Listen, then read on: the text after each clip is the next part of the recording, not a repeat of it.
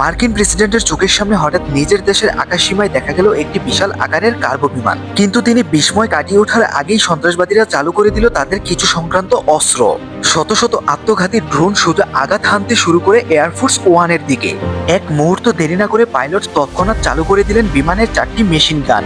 এ যেন আকাশপথের যুদ্ধক্ষেত্র। তবে তাতেও রক্ষা হয় না। ড্রোনের স্রোত থামছেই না, বরং বেড়েই চলেছে। পাইলট তখন সিদ্ধান্ত নিলেন, সোজা ওই কার্গো প্লেনটাকেই টার্গেট করো। যদিও সেটা ভাঙ্গার বদলে নিজেদের মেশিন গানই উল্টো বিস্ফোরণে উঠে যায়।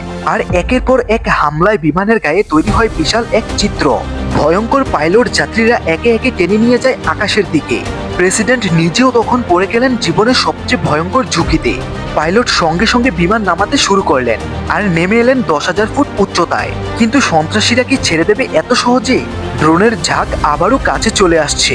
শেষমেশ পাইলট বাধ্য হলেন একটা সিদ্ধান্ত নিতে, যা তার পূর্বপুরুষরাও কখনো কল্পনা করেননি।